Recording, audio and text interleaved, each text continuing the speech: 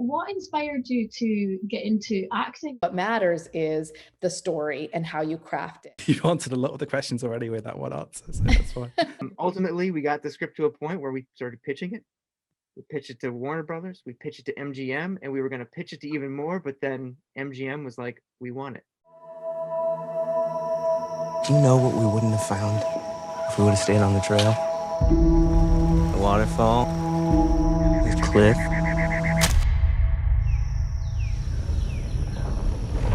What is that? Oh my God! I saw someone. I did. I saw someone. My country 'tis of thee. It's a story people know but don't talk about. Please subscribe to us on YouTube and follow us on your favourite podcasting platform. Thank you. Hi there, welcome to Film Forums. My name is Aiysha Jebali, and today with me I have a special guest, another filmmaker. Would you like to introduce yourself?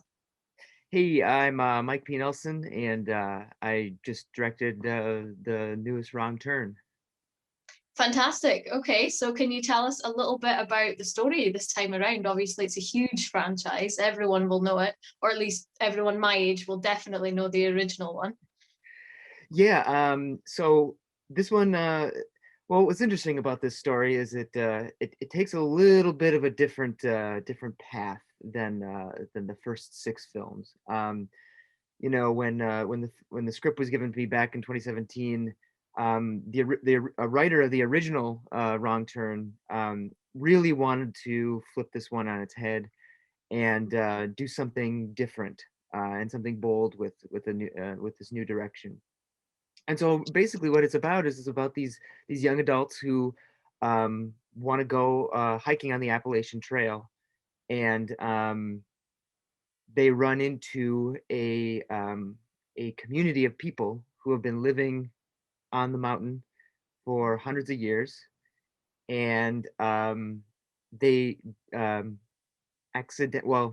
they do something bad to these people because they basically stereotype them as inbred hillbilly types that would kill them, and ultimately this sect kidnaps the kids and brings them to their community, in which they're judged in their very brutal court of law, and now they have to escape. Not only that, you have one of the girls' dads trying to find her, so you have all these storylines kind of that finally intersect. So it's a really cool survival horror thriller that I think will definitely keep you on the edge. So it sounds like, you know, it's quite different then from the original. Obviously keeping the wrong turn sort of theme, but yeah, but it's really quite different from the original, which is exciting, I think, because it's not just like another hash out of the same old thing. You know what I mean? Well, I think the one thing too that, you know, both me and the writer and even the studio or the producer from the studio, Robert Kulzer, were like, you know, we're all in this mindset where it's like, you know, we know that there's a ton of remakes and reboots being made, and so many of those go into it not really doing anything different. They just kind of, like you said, they do a rehash of what we've seen before, and to a certain extent it satisfies the fans because they get to see kind of the same thing done again, just in a slightly different way. We didn't want to do that. We wanted to do something really unique and bold and challenging, and we knew that was going to cause a little bit of controversy within the fan base and in the horror community. But we've been surprised on the reactions that we've gotten. Ultimately, we wanted to make something different, you know, and why not take a chance and not follow the trend of just rebooting or remaking, but how about like reinventing? Yeah, absolutely. And I think that's really positive and interesting to see, you know, because I think especially in recent years, it's been hard in the horror genre a little bit, you know what I mean, to do something that is different, you know what I mean? So that's really, really exciting. You've directed this project, and obviously the writer is the same original writer that's done the whole franchise, which also I think is fantastic. But how did you come onto this project? What's your background? What led you to this point in your career? Man, that's a story, but that's why we're here, right? We're telling stories. So gosh, if we're gonna start back, I'll paraphrase some stuff and get into detail on some things, but look, from a young age, my dad showed me movies. Like I remember being 3 and 4 years old and sitting in our first house, uh, back in the early 80s, and my dad showing me Indiana Jones and Star Wars. And I remember him watching Das Boot. I was probably too young for that one, but I still remember it. And I remember that it made me feel really odd and strange, and I liked it. You know what I mean?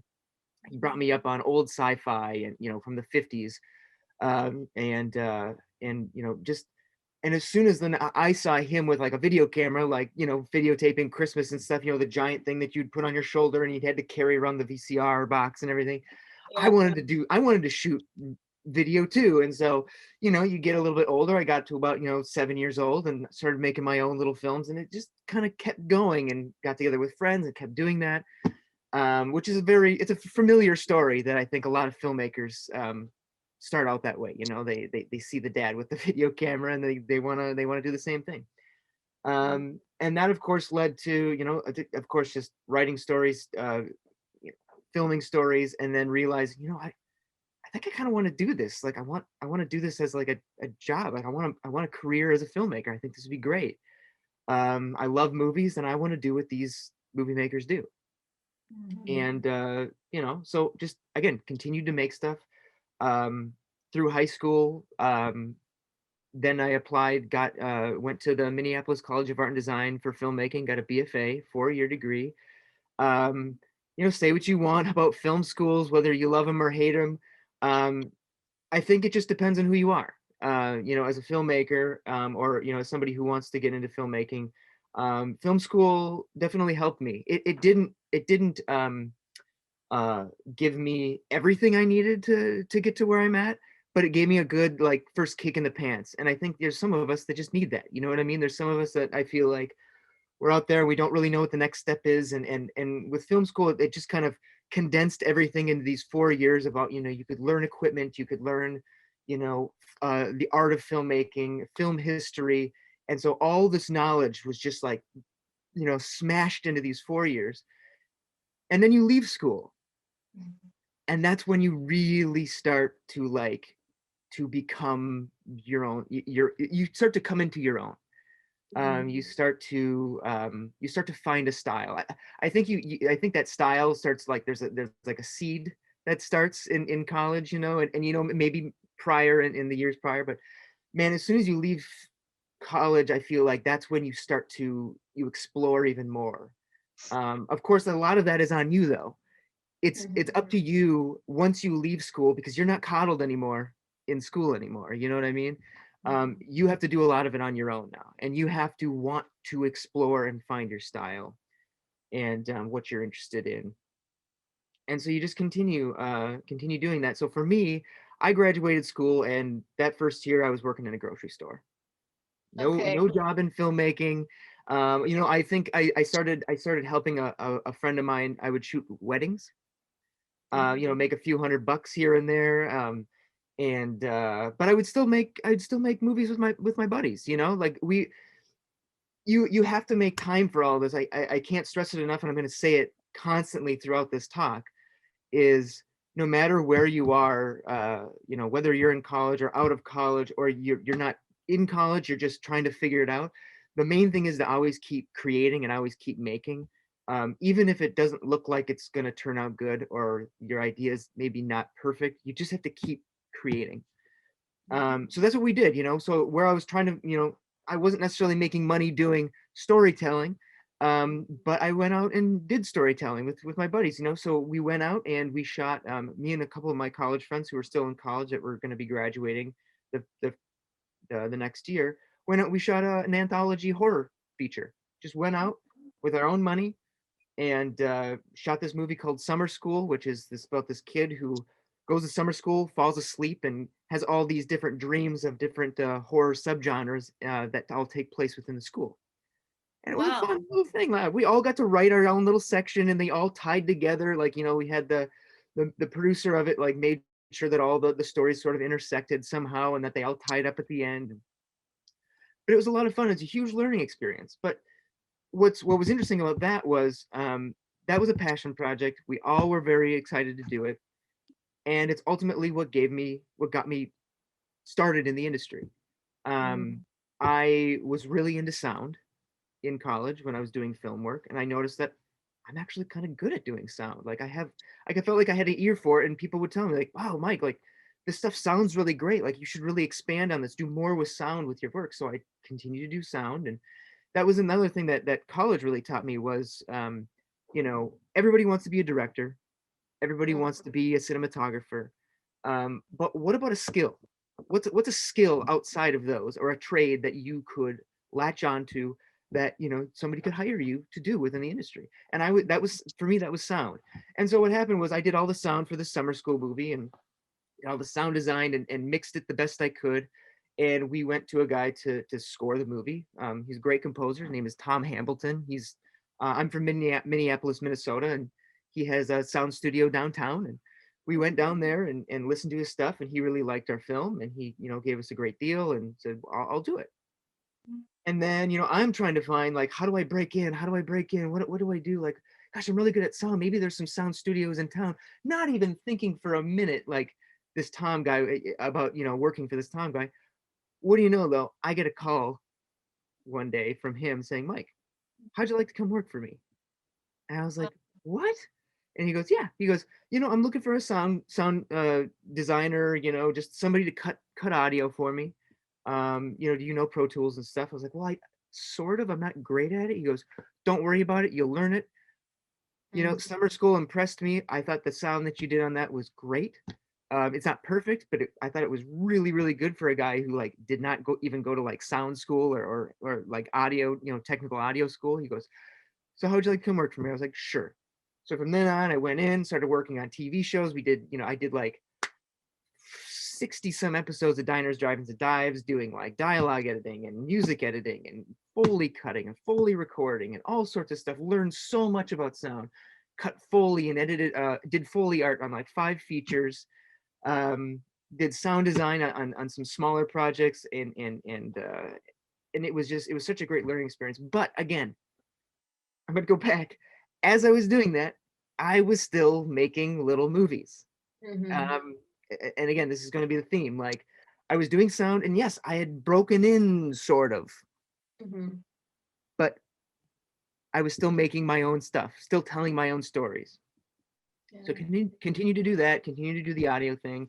And then I got an opportunity, a buddy of mine from college who had started his own company, was doing very well, wanted to start a live action portion of his visual effects and animation studio, and asked me if I wanted to head it up and be the live action in-house director and start, doing PSAs and live action commercials. And I was like, absolutely, like that's the next step. You know what I mean? Like, and again, so much of that came from, I was making movies, I was doing things, and he saw that and said, wow, Mike, you're actually doing some interesting stuff. I wasn't just sitting there doing sound work. Otherwise I would have been doing sound for the rest of my life, because that's all I would have been doing, making more movies.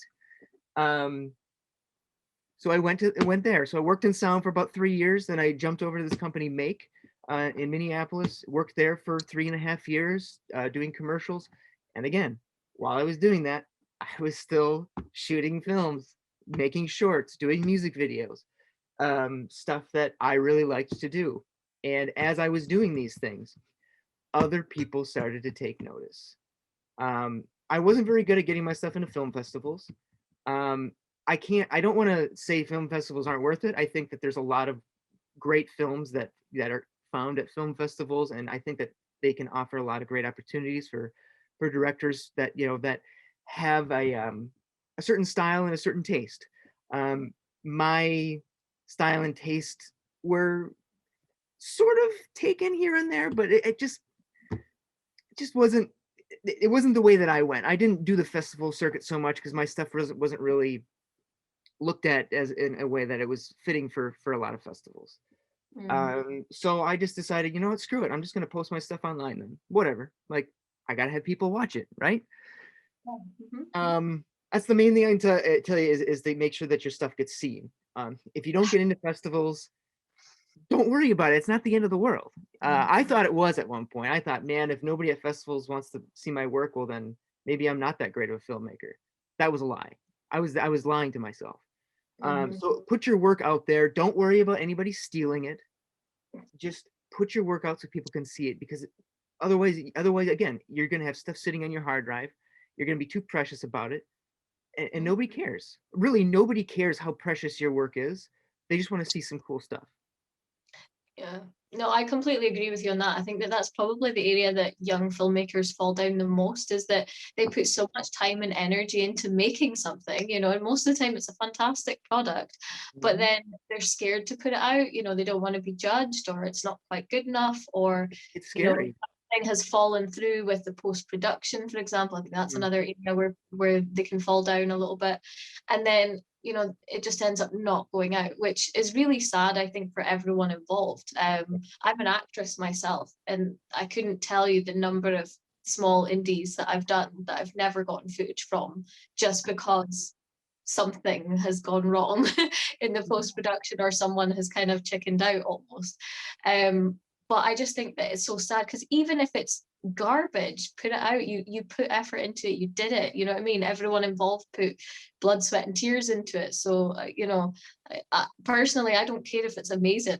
I just want to see it, you know what I mean? So It's yeah. absolutely true. Yeah, no, it's so true. So yeah, I mean, I think that's a great thing to move on to then, is just, again, like, when stuff gets hard with a movie, that's when you have to say, like, that's when you have to go balls to the wall and just say, okay, now we have to figure out how to finish it. You don't give up at that point, because every project is going to have that moment where something's not working, and it's the easiest thing to just say, well, I'll just cut my losses and move on to the next thing because this didn't work. Just finish it. It doesn't have to be perfect. You know what I mean? I mean, if you can get like somewhere between 70% and 100%, like somewhere in there with your project, Mm-hmm. then post it. You know what I mean? Like, it's good. It's like, if you can finish it, like, and say this is done, and it feels like about anywhere between 70 and 100%, put it out into the world. Let Yeah. people see it. Move on to the next one, because then you have something out there that people can actually watch. Like I used to be part of a film club sort of thing myself. When we started, we were all terrible. I was a terrible actress. They were terrible filmmakers. You know what I mean? And we Yep. don't mind, because we all say the same thing. Within 2 years, we're starting to get into film festivals and winning awards. So you just don't know. And I think it's great to be able to look back on those times when, I looked like I was reading off a board, you know what I mean? Compared to, where I've gotten to. So I think it's really important to kind of just put it out there, and who cares, you know what I mean, if it's Hollywood level or not, you know what I mean, who cares? Yeah, well, that's the thing. Like, you will get there if you continue to create. You have the pre-college years, and you have 4 years in college, then you have 10 years after college where, you know, I'm still making stuff, but I'm trying to find my footing. I'm trying to figure out, like, how can I get to this point where I get to make a movie. And sure enough, I make some shorts. They gain some attention. I get the attention of an agent that, I get my work put on Twitch Film back when it was Twitch Film. Todd Brown, bless his heart, like, loved this short that I did called The Retirement of Joe Corduroy, and he started posting like the trailer for it and the posters for it, and suddenly people started noticing, and I was like, this is better than a film festival. Like, this ginormous, fan site and this film site, they're watching my stuff. This is great. Start making another thing, while I'm working at this make, and suddenly that gets some attention, and suddenly, it's like, I show that to this Todd, and he goes, did you ever think about making that short into a feature? And I was like, Mm. no, I mean, I didn't really. And so started writing a feature of it. And sure enough, like, a friend of mine and it's, again, so much of it is who you know. Then it's like, there's a friend who I knew through somebody who was like, Mike, I'd love to work with you. Like, we had a great time on this. We did a commercial shoot together. Suddenly, like, he's like, Mike, do you have a script that, I'm just looking for content. I know some producers out here in LA. Like, if you I did. I wrote the feature script for this short called the Domestics. That was at that point sitting on my computer for a couple months, going nowhere. I was like, yeah, I have this script. You know what? Just give it to anybody. I don't care at this point. Like, nothing's happening with it sitting on my computer. A couple weeks later, I get a call from a producer. Mike, we read your script. Cameron gave it to us. We love it. Would you like to workshop it with us? Develop it over the next few months. And I was like, oh my gosh, this is great. This is an opportunity. So we did. and workshopped that script with this company called Hollywood Gang. Shannon Golding. Hollywood Gang did, movies like 300 and Acts of Valor. And I mean, Gianni Nunari was one of the producers on Seven and From Dusk Till Dawn. So this was huge. Worked with Shannon, got this going, and we got the script to a point where I was like, okay, this is good. Now, there's another thing that I'd like to touch on just very briefly, and I know we're getting close to the end, but like, there's so many little nuggets in here that are so important. When you're in your first outing like this, don't be scared to listen to the producer's insight. They're not always going to be right, but and they want to hear your voice. They want to know that you have a strong voice. So don't always just say yes, yes, yes, yes, yes to them, but don't always fight them either. Because I remember hearing so many stories of these young filmmakers that were getting these opportunities, and then then the opportunity would vanish, and they would be like, studio system sucks, producers suck, like we could just do this on our own. They don't want to listen. They were ruining my idea. They're still not making anything. They're still, you know what I mean? So when I was listening to Shannon and hearing, what she knew working with a studio and what they're looking for, you have to get creative. You have to start listening to those notes and being like, okay, how can I take this note and still make it my own? So it still has my voice, but the producer is going to say, yeah, the studio will like this. And how can we put this all together? And that was that kind of tricky balance of working that way. Ultimately, we got the script to a point where we started pitching it. We pitched it to Warner Brothers, we pitched it to MGM, and we were going to pitch it to even more, but then MGM was like, we want it. Yeah. And after that, and honestly, like, there were a few months that went by where we started doing some pre-production, looking at casting. There's always that drama. But ultimately I got to make a feature film with MGM, and it was my first one, and holy crap, like, it changed everything. It was like, you did your first feature, but at the same time, I had so much great experience working through sound, and then working as a director in that in-house directing thing, doing a short 1 year, like, kind of a sitcom show here in Minnesota, directing that for a year. Like, I was like prepping myself for this moment. So then when I launched into this, it was like, I feel at home. Like, I'm ready for this. One of the cool things was I remember when I left school, I just found this little piece of paper. Like, this was a couple of months ago. Found this little piece of paper in a folder when I was doing some cleaning at our house here. And there was a thing that in the college, they asked you, in 10 years, where do you want to be? I said, I want to make a Hollywood movie. 10 years. And it was just under 11 years that I was shooting my first movie with MGM.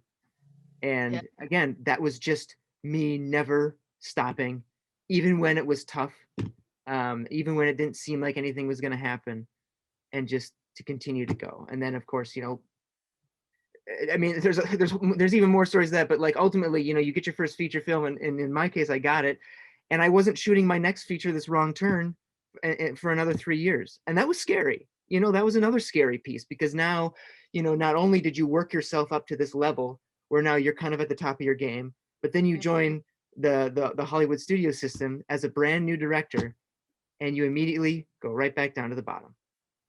And you start all over again, and you start to work yourself back up. And so, there's some directors who break in, they make a film, and suddenly, boom, everybody wants him. I wasn't that guy right away. It was, I made this film, it went out, it did okay, and started to pitch more, got a lot of no's. No, sorry, it's not what we're looking for. Oh, it's a little too weird. No, Mike, we love you, but it's just not right now. And I remember being like, oh my gosh, I mean, as an actress, like, I mean, like, as a director, directors and actors have a very similar kind of path, especially when it is to finding like financing or finding your job. You have to go into a room and literally pitch yourself. You have to audition. But I love pitching. It's a great like experience, but it's also like, it can be so like strenuous, and you're just like the no's after no after no. I mean, you know what I'm talking about. It's just like, it's really, really hard. But we'll say this, like 2 years went by, and I finally something came across my desk. It was this new script. It was called Wrong Turn. I was like, oh my God, Wrong Turn. Are you serious? Like, Wrong Turn has a stigma about it, and I wasn't quite sure about it, but I read the script. I thought it was unique. I thought it was different. It's the original writer of the first movie. Holy buckets. And so there it is in sort of a nutshell. I know it was a little long, but that's sort of was the path to get to here. No, but I think that that's really important for people to hear, because a lot of people, they come out of film school, or not even film school, but maybe just a college course, like community college. I think you guys call it in the US, we just call it college. But it's almost like it's expected to be overnight, and that's just not how it works in the film industry for anybody. You know what I mean? It doesn't matter what role you're playing. It's very rare that you're going to be an overnight success. Even the overnight successes, there's been a huge build up to that. There's been a catalog of work. You know what I mean? There's been networking. Networking is super important for you to even meet the people who are going to give you a job. You know, a couple of my friends, they graduated a couple of years ago. They're filmmakers. We consult kind of thing and talk, because I've been doing filmmaking. I've been in and around filmmaking now for a while, about 10 or 11 years. So they tend to ask me stuff, because I don't just do acting. I put my fingers in a few pies, as most people do. So yeah, but I keep just saying to them pretty much the same as what you're saying here, just like narrative filmmaking is the long game. It is, you've got to be prepared for the long game. Short game would be things like, doing weddings and getting a job that's something to do with the film industry, stuff like that, that's going to pay your bills for now, but it's maybe not like the ultimate goal, but it is an important part of the journey. You know what I mean? I think doing that rather than working, a normal job that, that's nothing to do with the film industry is much better. You know what I mean? If you can get in any capacity in the film industry, then you're connecting with people. You don't know who you're going to meet. You don't know who's going to give you a job. When I saw the press release, I saw the title and I went, oh, they've called another film, Wrong Turn, because I remembered the original and I didn't realize, that it was another part in that franchise. And I was like, oh, okay, they've kind of just like stolen the name there. That's like, they just think everyone's forgotten about it or something, you know what I mean? And then as I was reading the press release, I realized what it actually was. And I was like, oh, cool, that's awesome. Seeing the trailer, I thought the trailer looks fantastic, for your film. Can you tell us a little bit about just, really quickly what your process was, or if you had any involvement in that? You know what I mean? What do you think makes a good horror trailer? That is the $64,000 question. Like, trailers are so important, and I think we were very fortunate working with Saban, and you see so many trailers that that give a lot away, or don't quite grab or create the tension, and this one really did. It just created a really great atmosphere, which that's what our movie has. A lot of it has just this really nice, daunting, dreadful atmosphere through it, and the trailer really like grabbed onto that. And so I think it's working with a company that understands your movie, and that doesn't just want to throw it away, that really believes in it, because they're the ones that are going to put the effort and that extra finishing touch on the marketing to put your work out there and make it shine. And I remember when I first saw the trailer, I was like, oh my gosh, this is so cool. Didn't have quite the the trailer for the first film that I did, Domestics, was okay, but it was nowhere near the power as powerful as this one was. And so having a good trailer for your film, horror or any genre, I think is just, it's such a cool feeling to have that. But not only that, it's just about getting people excited. Yeah, I agree. And I think that the trailer definitely does a really good job of that anyway. I mean, it's got over 300,000 views on YouTube. So, and that was when I checked it, when the press release first came out. So who knows what it's at right now, but, it's obviously doing the job because people are sharing it. That's how you get that type of, momentum. So that's really good to see. Thank you so much for coming on. Thank you so much. Stay in touch with us. Anything that I can do to help young filmmakers that are, struggling or that have these questions. These are all the things that I wanted to know, getting to this point, and I didn't always have the answers, or somebody to talk to, or listen to, that like had a similar path. You know what I mean? Like everything kind of felt like, oh well, they knew somebody, or they lived out in LA, or they had their dad was in the movie business, so they were able to just like work their way in. So yeah, I'm always here to help, and would love to listen to anybody else's stories, or help them through anything that they need. So They said they would be the foundation on which a new nation would be built. From every mountain let freedom ring. Please subscribe to us on YouTube and follow us on your favourite podcasting platform. Thank you.